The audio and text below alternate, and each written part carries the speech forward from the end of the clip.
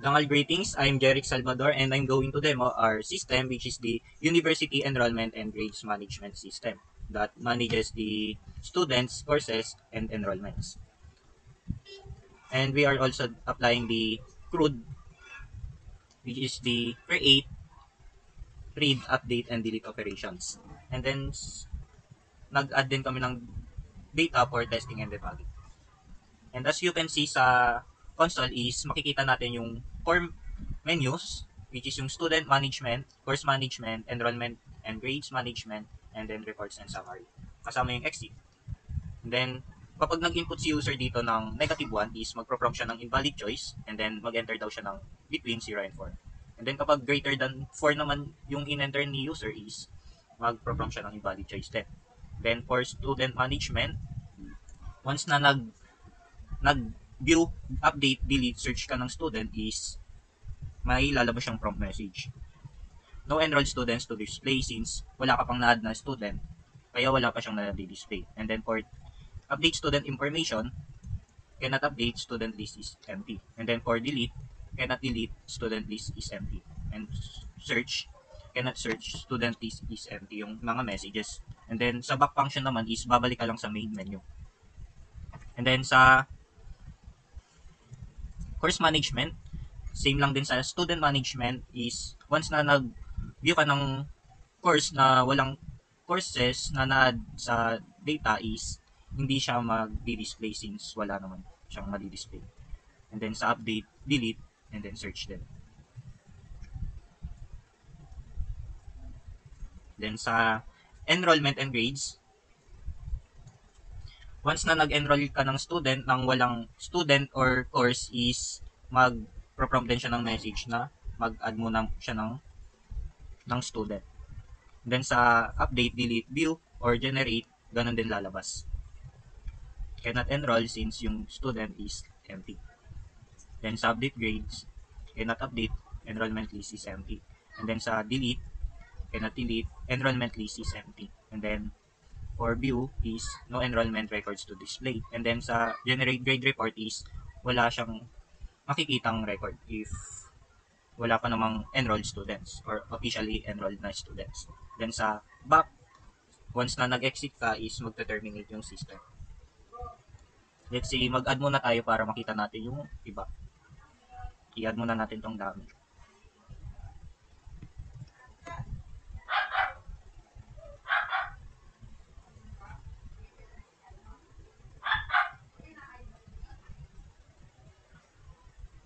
And first is per student management muna gawin natin. Once na nag-add ka is enter, magtatanong si system if ilang gusto mong student na i-add. Let's say 2 lang. And then muna is mag-task muna si system ng mga information. First name, last name, then year level mo. Kapag naman nag-enter siya ng string is mag-invalid input siya or mag-prompt ng error message. And then kapag naman negative number is mag-prompt din siya ng please enter between 1 and 4. Then kapag makulit yung user ulit is or nag-enter siya ng greater than 4 is yun, mag-prompt din siya ng please enter in number between 1 and 4. Then sa enter program or yung course mo, let's say BSIT, and then mag-prompt siya ng successfully added. And then sa student 2, since 2 yung in-enter mo na gusto mong i-add na student, let's say Mika, then yung year level niya, and then BSc, and then added successfully. So, and check naman natin sa view all students. And then sa view all students, pag pipiliin ka muna ng preferred layout mo. Kunyari sa forward is mauna yung head hanggang sa tail. And then yung backward is from tail to head. Kapag naman sa forward is dito, makikita natin yung list from student 1001 to 111. And then, yung status dito sa details ng student is makikita natin na active and inactive. Yung mga active is officially enrolled siya, and then yung mga inactive is wala pa siyang enrolled courses. And then, ito yung inad natin recently na student. B. Si Sapilar Jericho Ethel. D. Mika Salamanca. And for update student information is mag-enter tayo ng student ID to update. And then yung i-enter lang natin na student ID is yung number lang, hindi kasama yung S. Kunyari, kapag nag-enter ka ng wala sa list is magpo-prompt siya ng student number and then student ID na in-input ni user and not found. Then update student information ulit. And then once na nag-input ka na nandun si student with same ID is magdi-display siya ng student details base sa kanyang student ID. Then mag-ask user kung anong gusto mong i-update. Kung 1 to 4 is single lang yung i-update mo and then yung 5 is entire record yung i-update mo. Let's say 5 na lang para mas madaling i-check. And then sa enter first name is, let's say nagkamali si user na input, pwede mo siya i-update. And then sa Sapilar, remain na lang natin. And then sa enter year level, kunyari, year level mo is 2 talaga. And then yung enter program, yung course mo talaga. And then mag-prompt siya ng successfully updated. Then for delete student record, mag-prompt muna siya ng mga magdi-display muna siya ng mga student information ng pa-forward. Then mag-input tayo ng student ID. And then remind lang na numbers lang i-input. Then once na mali din yung input or walang same na ID na in-input ni user is ganun din lalabas tulad sa search. Try natin. Ganun din lalabas na prompt message. Then kunyari i-delete natin si Mika Salamanca. Then magpa-prompt siya ng deleting student with ID and then the student deleted successfully. Then sa search naman is mag-ask muna si system if anong searching method yung gagamitin. If ID last name, let's say sa ID muna. Kapag naman sa ID is, yun nga, kanina, in-apply na natin siya sa delete and then the update information. Ganun din mangyayari. Ngayon, Balian Pauline. And then sa last name naman, kapag nag-enter siya ng walang kapangalan, is magpa-prompt siya ng student Salamanca found in the list, not found in the list. And then sa course management naman tayo, kapag nag-add course tayo, mag-prompt siya, mag-ask muna kung ilang student, same lang din sa student. Kunyari sa course 1 is yung course code, let's say CCS 107. Enter course title, data structure, and algorithms. And then ilang units, and then yung slots. Course code CCS 107 added successfully. And then let's say yung ETU 1. Then responsive web design. Then ilang units, then number of slots. Let's say 50 slots. Then check natin. Ito yung recently na in-add nating course code which is yung CCS 107 and then ETU. And then kasama yung mga dummy data. And for update course information naman, once na nag-enter ka ng maling course code or wala sa list is lalabas siya ng no course G9 found in the list. And then kapag naman nag-input ka ng nasa list is let's say yung ETU 1 or let's say i-divide natin yung case since naka-case sensitive siya and ginamit natin yung is-same string or alternative ng equals ignore case since bawal gumamit ng built-in methods. And then sa makikita natin dito is searching course ETU1, ginamit po namin yung search course by code and then ito yung details niya and then yun yung details and then choose what to update. Piliin na natin yung full information or pwede naman course code, course title, unit slots, pwede naman siyang specific lang and then yung ipiliin lang natin is 5 for i-test lahat if gumagana. Let's say yung ETU is ETU1, palitan na lang natin and then responsive web design para makita natin yung changes niya. And then sa units is 4 na, and then yung sa number of slots is 20.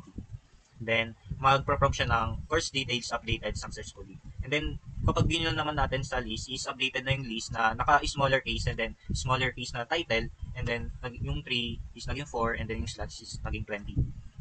And then, kapag naman nag-delete tayo ng course is, magli-list muna siya ng courses, and then, i-enter yung course code. Then, once na mali ulit yung in-enter ni user na course code is, magpo-prompt siya ng course code G9 not found and babalik sa menu ng course management. And then, ulitin natin. Let's say, delete natin yung ET1. And then, magpo-prompt siya ng deleting course with code ET1, course code ET2 deleted successfully. And then, check natin if na-delete talaga. Ayun, na-delete siya since yung CCS 107 is nasa baba nun is ET1. And then, sa search course by code naman tayo, kapag nag-enter naman tayo ulit dito, ang mali is, or wala sa list is, mag-prompt din siya ng no course G9 found in the list. Then, kapag naman nag-prompt tayo ng, ay nag-enter tayo ng course code na nasa list is, yun, mag-prompt siya ng details. Okay, 107. And then, ayun, i-prompt niya lang yung course details. Then, sa 6, back tayo sa main menu. Then, for enrollment and grades management naman tayo, since may data na tayo for students and courses, pwede na tayo mapag-enroll ng isang student. Then, enter student ID. Kasi yung 10. Then, mag-prompt siya ng searching student, and then yung record found, and then yung details ng students, and then yung list ng course na available. Let's see yung 1, and then enroll natin yung CCS 107. And then, makikita natin na in-enroll natin is dito. And then, makikita natin na naka 0-0 pa siya since hindi pa siya na-update yung grade and bagong enroll pa lang siya. And then, i-update muna natin yung student grades. No. And then, choose period to update, which is yung 3. Both period na natin para, and then, enter student ID. Pwede mong i-update yung grades. And then, dito is isa pa lang, and then, 1 lagay natin. Then, CCS 107. And then, yung mga course code or mga hinahanap, and then student ID, same lang po siya na in-apply yung search by code and then yung student search by ID na methods. And then dito is makikita natin na pinag-enter tayo ng between 0, 1, and 100. Once na nag-enter tayo ng 101 or greater than 100 is magpa-prompt siya ng invalid input. And then kapag naman nag-enter tayo ng negative or lower than 0 is magpa-prompt din siya ng error message. Say 89 and then 75. And check natin sa generate grade per student. Student ID. And then, yun. Lumabas siya sa yung in-input natin kanina. And compare kanina is naka 0-0 and then null siya. And then, ito yung midterm grade and then yung final grade na in-input natin kanina. And then yung average grade na naka-auto-compute. And then yung equivalent na grading system which is yung naka-DOS siya. And then yung remarks as pass. Let's say bagsak natin and gawin failed yung remarks natin.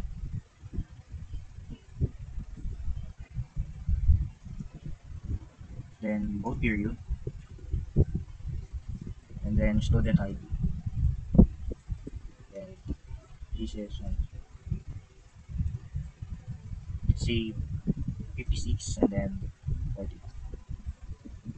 Nag-prompt na siya ng grades updated successfully and then check ulit natin.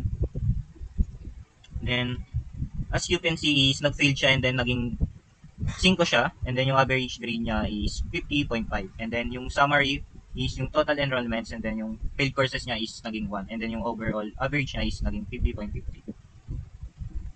And then for deletion ng enrollment record or yung mga courses na in-enroll, pwede natin i-delete. Let's say yung mga enrolled courses ni Valiant, which is yung 101 na ID. Then 1. Then enter course code. And then enrollment for GE1 deleted successfully. And then check natin siya. Then as you can see, nawala yung GE1. And then yung natira na lang is yung GE3 and then GE8 na course ko. Then yung summary is pass score. And then yung courses is student. Then for view all enrollments, ito yung list ng mga students na details, then status, and then yung mga enrolled courses nila. Then sa January grade report, ito nga po yung pinaka lahat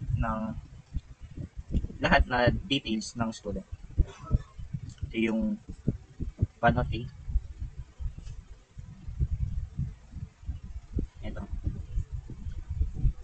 Then check naman natin yung mga hindi pa enroll. Let's say one. And then no enrollment records found for student ID, since yung status ng mga student is mga naka-inactive pa. Ito. Yung mga inactive dyan is hindi pa siya officially enrolled. And then yung mga active student is officially enrolled. Then once naman na naubos yung slot is pwede mag-prompt siya na full na yung courses. Check natin. I-update lang natin yung CCS 107. And then yung kanina, di ba nag-enroll tayo? And 10 yung slots na nilagay natin and then naging 9 na lang since nag-enroll tayo ng isa. Then yung slot, gawin natin 0. Then back. Then sa enrollment and grades. Then enroll tayo ng student. And then how many student? 119. Then yung enroll natin yung naka-0 na slot dito.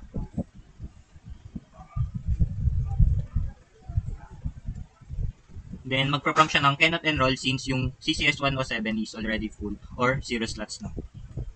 Then for reports and summary naman tayo is mag-display lang yung mga records ng students ng failed and then average grade per student and then yung list and then yung list ng students enrolled and then yung students inactive. Currently meron tayong 10 students and then yung enrolled student lang is 4 and then yung total students inactive is 6. And then yung total courses offered natin is 6 yung available and then yung list of failed student na ginawa natin kanina, yung Sacular Jericho, yung data structure and algorithms niya is average or below sa 60. Yung average grade per student, courses, and overall mean, lalabas siya per student na mga nag-enroll. And then yung check natin yung kanina for total courses offered and then yung list ng students.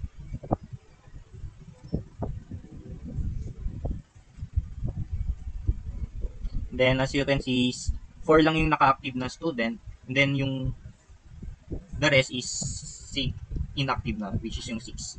And then yung sa courses naman na available is kikita natin na 6 lang din yung available courses. And then once na nag-exit ka is mag-terminate na yung system and hindi na maglo-loop yung mga menus or yung main menu. And then ayun lang po for demonstration of our code. Tangal greetings, sir. So I will be discussing my part, which is dummy data section. So ngayon, ito yung part kung saan nag-add tayo ng sample records para matest agad ang system kahit walang actual na user input. So una, meron tayong students dummy data. So ito yung nilagay namin. Students dummy data. Yan. So dito nag-add tayo ng samples para may initial records agad sa students list. So pangalawa, yung courses dummy data. Ito naman siya, courses dummy data. So ito naman yung sample subjects na pwedeng i-enroll ng mga estudyante. Next naman is yung enrollment dummy data. Ito naman siya, enrollment dummy data. Dito naman, pinapakita kung paano ini-enroll ang estudyante gamit ang enroll student method. So, ayun, ito yung enrollments dummy data. So, next naman is grades update dummy data.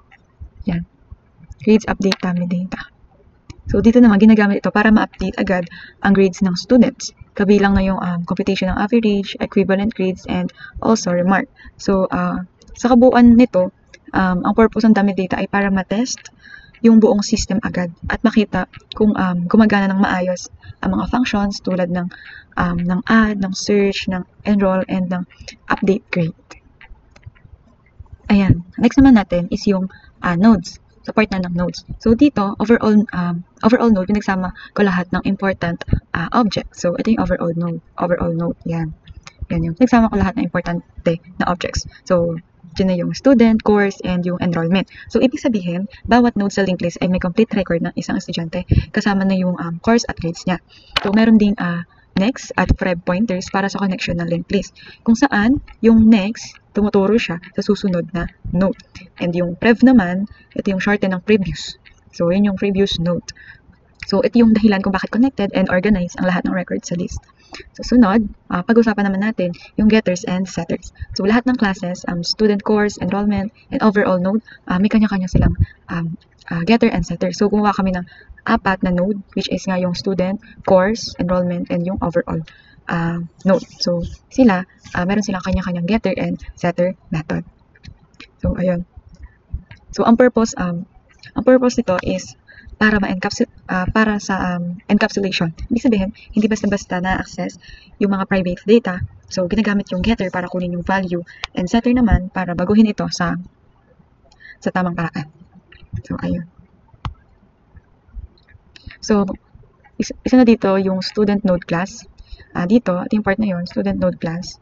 Ayan, student node class.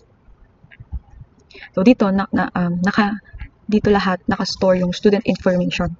So, nandito yung, makita natin, nandito yung get student ID, yung first name, first name, last name, syempre yung program, year level, and status. Yan, status. Ayan, meron din dito na auto ID generator gamit yung static counter. Kaya, bawat bagong student ay may unique ID simula 1001. Meron silang unique ID. And yung get student details method, yung get student details method naman is ginagamit para ma-display yung mga information ng mga estudyante. So, next naman natin is yung course node class. So, ito naman yung part na yun. Course node class. So, dito naman nakalagay yung details ng course. So, dito natin makita yung mga course. So meron kami dito get course code, course title, units. Gamit kami ng set units, and set slots, and get slots. So, may getter and setter din itong node na to para syempre ma-access at ma-update ng maayos. And may get course details din para maipakita ang buong course information. So, ayun. So, next naman is enrollment node class. Enrollment node class. So, ito naman yung nagko-connect sa student at course na node. So, dito naka-store ang grades, midterm, final, average, equivalence, and remarks. So, may mga methods tulad ng compute average grades. Compute average grades. Ayan, ito. Compute average grades. Ito yung nilagay namin para makuha yung average at para malaman kung pass or fail ba yung isang estudyante. So, next is yung update grades. So, ginamit namin to para i-update yung grades ng estudyante. So, gumamit din kami ng generate remarks based on average. Ito naman para makuha yung equivalent grade based sa average. So, lahat ng fields na yan ay may getters and setters din para ma-access and ma-edit ng maayos.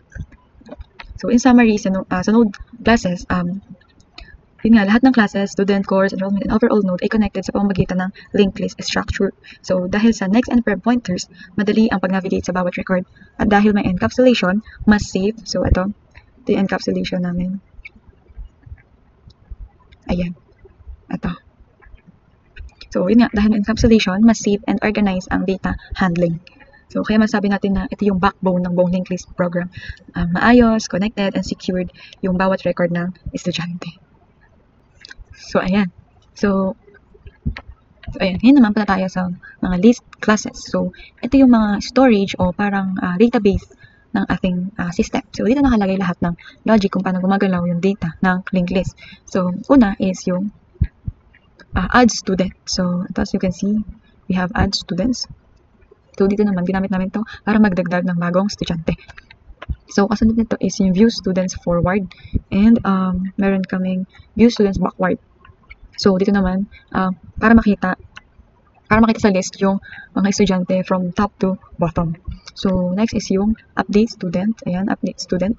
Ito naman para baguhin yung details ng mga estudyante kung gusto mo nilang baguhin. So, next is delete student. Ayan, delete student naman is para tanggalin yung record gamit yung ID. So, next one is search student by ID. So, ito naman, para syempre maghanap ng specific, para mahanap yung specific student. So, sa madaling sabi, lahat ng student-related actions ay dito nakalagay. So, tinatawag lang ito ng main.java kapag may user comment. So, next naman natin is yung course list class. Ito yung course list class. Course list class. So, ito naman, linked list para sa course records. May mga methods din kaming nilagay dito like add course. Ito, add course. Ginagamit ito para magdagdag ng bagong course. So, next naman is update course para baguhin yung details, and yung delete course, syempre, para tanggalin yung course gamit yung code. So, search by code para hanapin syempre yung course. Gamit yun para mag-search. Yeah. Syempre, may view all course and total courses methods. Then, para sa display and counting ng data. So, next is enrollment list class. Enrollment list class. Yan, enrollment list class. Ito naman yung nag-handle ng student enrollment process. Okay? Dito nagaganap yung pag-enroll, pag-update ng grades, and paggawa ng student reports. So, may mga important methods din like enroll students. Yan, enroll students. Ito ginagamit para i-enroll yung student sa course nila. So, update grades. Ayan, update grades. Yan yung para i-update yung midterm and final grades nila. So, delete enrollment. Ito. Ayan, delete enrollment. Ito naman yung para burahin or i-delete yung record. So, next is generate student report. Generate student report para gumawa. Ginagamit ito para gumawa ng report card. So, next is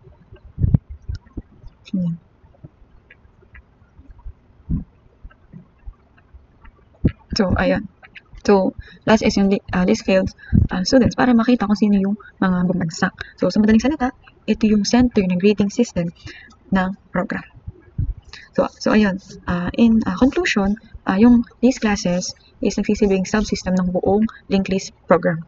So, si main.java yung tumatawag sa kanila kapag kailangan ng specific action. Si main.java lang. So, ayun. So, ngayon naman, I will be explaining para saan at bakit kailangan natin ng same string and is empty sa code. So is empty muna. So, is empty, ginagamit ito para i-check kung may laman o wala ang list bago mag-add o bago mag-search ng data. So, chine-check dito, chine-check muna kung may record na ba o wala pa para hindi mag-error yung system. So, is empty ay nakakatulong sa error prevention para mas maganda ang flow ng program. So, halimbawa, ipakita ang message, nag-print siya na wala pang record sa list. Ganun. So, imbes na mag-crash or magpakita ng error. So, ganun. Kapag is empty, is nakakatulong siya for error prevention. So, next naman is yung same string. So, yung same string naman is ginagamit siya para ikumpara yung dalawang string values. So, halimbawa, kung magkapareho ba ang course code o pangalan ng estudyante. Kasi sa Java, kapag is equal to, yung gamit is hindi nito chine-check yung actual text. Kaya mas safe gumamit ng sariling method para siguradong parehong text value talaga yung tinitingnan nila. So, is same string helps avoids errors when comparing data. So, lalo na kapag nagsisearch o nag-validate ng input. So, conclusion is yung is same string and is empty ay simple lang. Simple lang silang dalawa, pero sila yung tumutulong para maging accurate, maging error-free, and reliable yung buong linked list-based enrollment system. Sobrang halaga ng dalawang ito. Greetings everyone, I'm Abraham Christopher M. Bukid. So, bali yung part ko is yung sa main system. So, bago tayo mag-start, explain ko muna kung ano ba yung yung system namin. Bali, basically, isa siyang registrar management system. So, ano ba yung ginagawa ng isang registrar? So, obviously, minamanage niya yung student, yung mga courses, yung enrollments, ganun.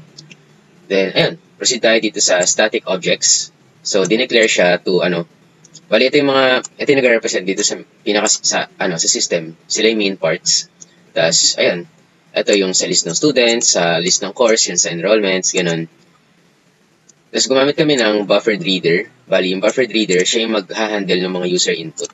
Ayun, para lang siyang sa scanner, katulad ng ganun, pero ibang approach siya. Then, ayun, proceed na tayo sa main method. So, makikita nyo may mga dummy data dito. So, gumamit kami ng dummy data for students, courses, enrollments, tapos, ayun, yung sa grades, para matest na yung program right away. Kasi meron na siyang given students na nakalagay dito. Para matest na yung program. Tapos, ayun, proceed na tayo dito sa display menu. So, dito sa display menu, kapag niran yung program ni user, lalabas ito yung menu. So, bali naka-menu driven siya. Ito yung pinaka-harap. So, ayan, nandito na yung student management, course management, and tapos ayun, gumagamit siya ng loop, tapos switch statement para habang hindi siya ina-exit ni user, maglilitaw lang siya, mag-run lang siya, magpapakita lang siya, ganun. Hinto lang yung pag-pop up ng part na to kapag na-exit na ni user yung program. Tapos ayun, kapag nag-choose si user ng number na corresponding may corresponding method, ay matatawag siya, tapos mapupunta siya dun sa section na yun. Tapos ayun, proceed tayo sa display student management menu. Dito nag-handle ng student-related actions like adding students, nag-review ng mga students na available, tapos yung nag-update ng information, delete record, search, tapos ayun, back and exit. Tapos yung system na to, yung part of system na to, nagko-communicate siya directly sa student list na class. Doon nasa-store yung student data. Tapos, ayun, proceed na tayo sa course management menu. Bali, dito naman yung sa add course. Parang ganun lang din. Pero dito, add course. Tapos, mag-review yung mga courses ng students. Tapos, ma-update yung information. Tapos, delete yun.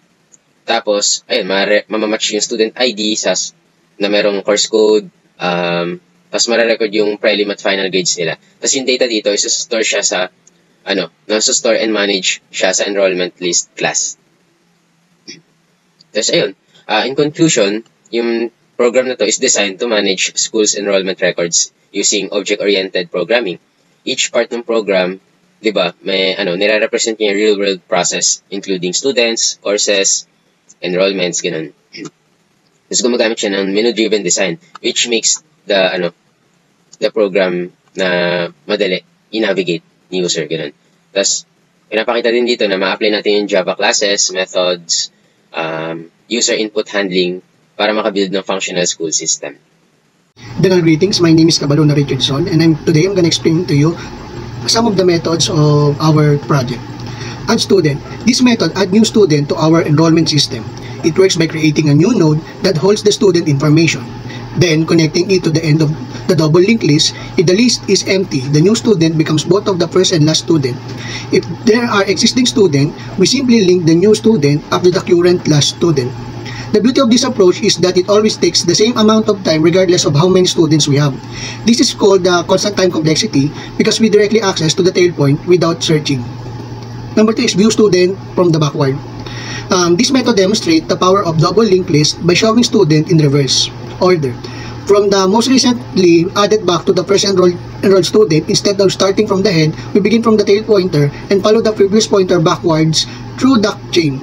Each student node contains both of the next pointer for forward traversal and previous pointer from backwards traversal, giving us direction access. This has linear time complexity since we still visit every student once just in the opposite direction. View students in forward. This method displays all enrolled students from the first to the last. It starts from the head pointer, which points to our first student, then follow to the next pointer through each student in sequence. For each student, it retrieves the display their complete detail including ID name, program and status. The time this takes increase linearly with number of students. If we have 10 students, it visits 10 nodes. If we have 100 students, it visits 100 nodes. This is why it has linear time complexity wherein represent the number of students in our list. Update student. This method allows us to modify student information by first locating the student using their unique ID. It searches through the list from the beginning, comparing each student ID with the target ID until it finds until it finds a match. Once it is found, it can update specific field like name, program, or year level based on the user selection. The search process is what determines the time complexity. In the best case, the student is in the first line. In the worst case, we might need to check every single student. This gives us to a linear time complexity because the time requirements grows proportionally with our list size. Delete student. This method removes a student completely from our system. It first searches from the student by ID similar to the update process. Once it's located, it handles 3 different scenarios: deleting the first student, deleting the last student, or deleting the student from the middle. For the middle student, it updates the surrounding student pointers to bridge the gap, effectively removing the student from the chain while maintaining list integrity. The combination of searching plus pointers manipulation still results on linear time complexity, since the search dominates the operational time. A difference search student ID and name. Search student by ID. It finds a student by their unique ID, number, and display their full records details on the screen for the user to see. Search by student by name. It finds all students who have a matching last name and display the full records for each one found. Meanwhile, the student ID. It locates a student by their ID and silently return the student object itself. This method is used internally by the program for process like enrollment, where it needs object with it not to display information to the user. In the course list, in the part of add course, these methods add a new course to the linked list. It first creates a new node and stores the course object inside it. If the list is empty, it sets both the head and tail to point to this new node. If the list is not empty, it attaches the new code or node after the current tail and then updates the tail to be the new node. And in a view all courses, this method displays all courses in the list to the user. It starts at the head node and sequentially moves through each node in the list. For each node, it retrieves the courses details and prints them to the console. It continues this process until it reaches the end of the list. The update course function updates the course details or modifies an existing course. First is will check if the list is empty. It will return a -1 integer value. Next, it will traverse the course list, linked list. Next, it will check if the user's source code is equal to the course code of the node. Next, it will get the choice from the user's input in the menu. Then, it will update the course code if the selection or choice of the user is 1, 2 for updating the title only, 3 updating the units, 4 updating the slots, and 5 is updates all fields, which means updates the course full information. Next, it will check if the invalid choice of the user will return 0. Next, it will display an information, it prints if the course is found. Then it will print the details of the course and successfully returns 1 integer value and returns 2 if the course is not found. Next, the delete course function deletes the course by its code, means removes the course in the list. First, it's display all the courses before deletion, then it will traverse the list and it has 3 deletion scenarios. First, if the only one node is present, it will make the head and the tail null value or null. Then, if we delete the node of the first node, is the node to remove, then it will next the head that it next and the set previous will be null. Then if the last node is the node to remove, then it will get the get previous and the set next of the get prev is null. Then this is a function of the deletion of a middle node. And if the deletion is the successful, it will print a message saying the course code is deleted successfully. Then if it not found, it will print a course code is not found. Next, the search course by code searches a course by its code and displays the details, and it prints a result. Then it will traverse the array, checks for the list. If it's not empty, then this is also displays the course details, and the integer value is returned as 1. Then the course by code find, it will return the object only, and it is used for enrollment functions. And the search course by code only prints a result and is used for printing the found course. I'm Pauline Balayan and I will be discussing the enrollment class, specifically yung ating computation ng grades and yung mga remarks. So first, we have here the compute average grades method. So dito, kinocompute natin yung grade ng midterm at ng final. Tapos para makuha yung average, ipagpapalas lang natin yon and i-divide natin sa 2. So next naman is para matukoy natin kung pasado or bagsak yung grade ng student. If yung average is 60 or above, yung remarks natin is pass, otherwise fail. So, next naman na method natin is yung update grades. So, dito, bago tayo makapag-update ng grades ng user, meron muna tayong input validation. So, dapat yung input ng user is between 0 to 100 lang. Kapag nag-invalid yung input niya, meron tayo ditong error message na magpiprint. Yung invalid grade input, grade must be between 0 and 100. So, once naman valid yung input ng user, syempre, mag-update yung grades niya and also, re-recompute na rin automatically yung grades and yung mga remarks. So, ito palang update grades, itong method na to. Connected siya dun sa update grades na function ng enrollment list class. Kasi, basically dun sa enrollment list class na yon, dun namin nire-restore yung mga enrollment records ng student. So, lastly, itong generate remark based on average. Ito naman, ina-assign niya yung mga grade based sa, yung grade equivalent based sa average. Kunwari, yung 1, 1.25, 1.5, and so on. Automatically na rin palang, mag-update yung, at the same time, yung remarks kung pass or failed, base dun sa average.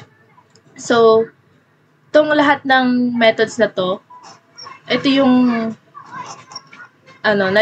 nag-handle ng grading logic ng ng program system. And also sila rin yung nag-ensure na tama lahat ng average and remarks ng mga estudyante. Greetings, I'm Miguel Casanasa. We will be discussing the enrollment research manager of IP methods. The enrollment student methods update grade methods, generate certain report, delete enrollments, and review all enrollments methods. Yung enrollment student methods is responsible siya sa pag-create ng new enrollment list o pag-enroll ng student doon sa system. So first, i-check nyo muna if yung gusto pag-enroll ng user na course is meron po available slot. Kapag wala na mag-proceed sa pag-print na hindi na pwede mag-enroll, pag-print mo yun, hindi na pwede mag-enroll ng user ng student doon sa specific course kasi wala na available slot. Kapag na-proceed yun, then mag-proceed na siya sa pag-progress sa list. Magkakawin sa list para i-check if yung student na gusto mag-enroll ng user is already enrolled na sa same course na gusto mag-enroll ng user. Kapag na-trigger na mag-print siya ng warning na yung student is already enrolled sa course. Kapag hindi, mag-proceed siya sa pag-create na enrollment object. Yung enrollment object na tayo na sa student in course. So, kukunin niya yung student status is active. Then, yung concept na enrollment is mabubawasan ng analysis na. Then, after yung student is already enrolled na sa system.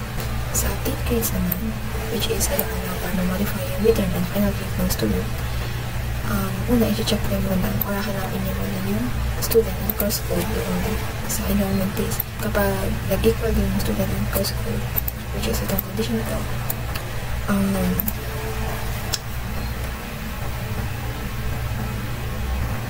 kapag nahanap niya, is mag-update na yung grades. So, mag-update na siya if valid yung input, which is dapat greater than or equals to 0 and less than or equals sa 100. Kapag mali yun, then pupusit siya sa pag-print ng warning, which is ito sa main system na invalid input daw. So, yung grades na dapat input ng user is between 0 to 100 lang.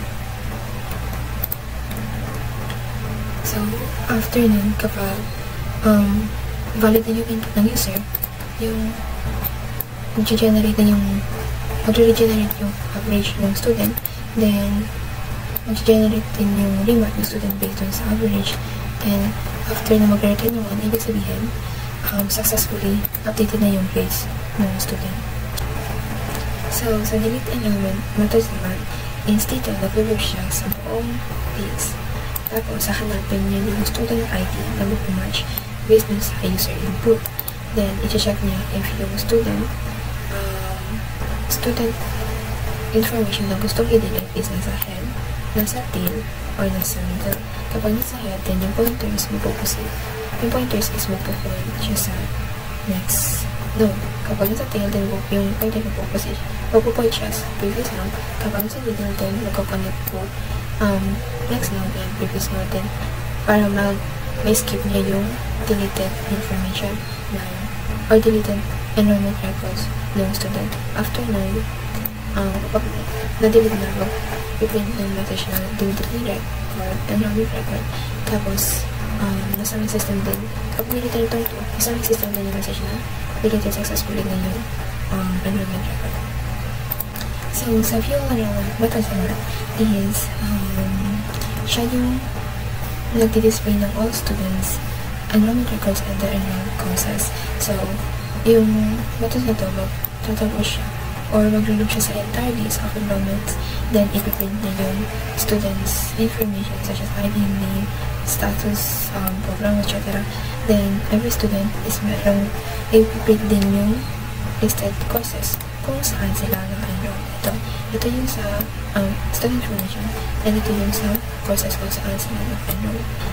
Then, yung buong output na ito is yung nagbibigay ng complete overview of all students and their enrollment in the system.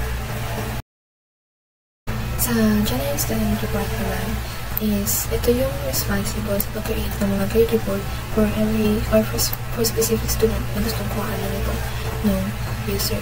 So first, mag-search siya ng student. Isa-search niya yung student na gusto kuhaan ng enrollment records or enrollment list. So kapag ito yung caption.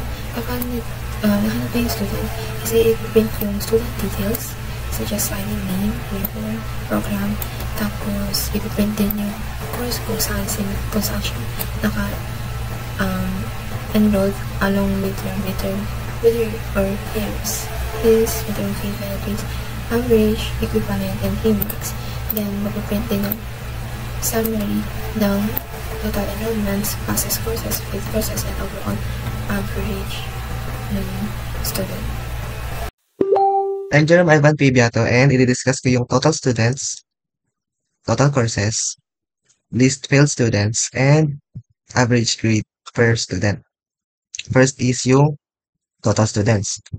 If empty yung list ng enrolled student, ipiprint niya yung no enrolled student to count. And then i-return niya sa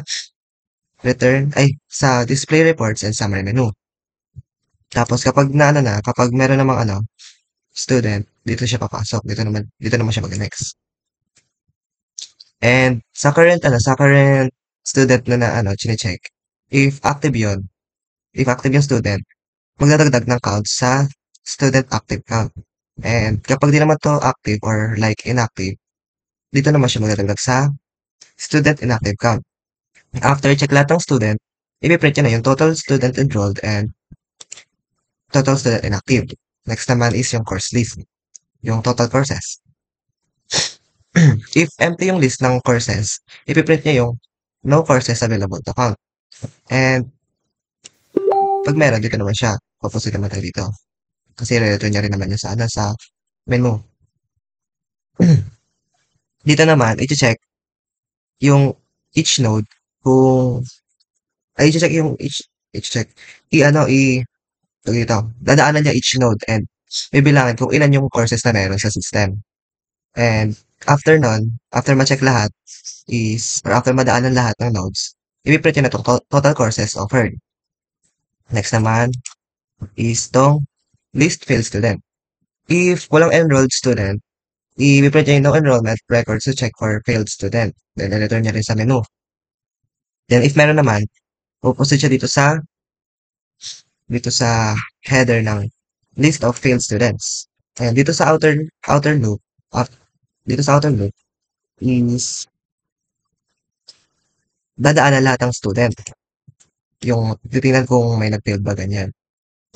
And dito naman sa dito sa check loop. Dito naman i-check if already na-process na yung student na nag-fail. Then para din hindi mag-print twice. Print or hindi mag-duplicate ganyan. Dito naman is i-check or i-search kung ano yung mga na-failed ng student na courses. And after nun, dito naman siya. I-print niya naman yung info ng student and yung tawag dito. I-print niya yung course na nabagsak. Then, ganun lang din gagawin niya sa lahat ng student. I-check, tapos, i-print yung mga na-fail. The next naman is average grade per students. If empty yung nasa list ng enrolled student, i-print niya yung no enrollment available to calculate average. Then, i-print niya yung header. Then, ganun din dito sa outer loop. Ipupunta lahat sa each node ng student per student. Ganyan. Tapos, dito, ganun din, para hindi mag-duplicate yung student. Then, dito naman, ganun din. I-print yung info ng student, then, i-calculate naman dito yung each average courses na enrolled yung student. Dito. Yan. Then, after makalculate na yon, is ipiprint niya naman yung overall average ni student. Ganyan. Ganun lang din mangyayari sa each student na enroll or active. Yun lang.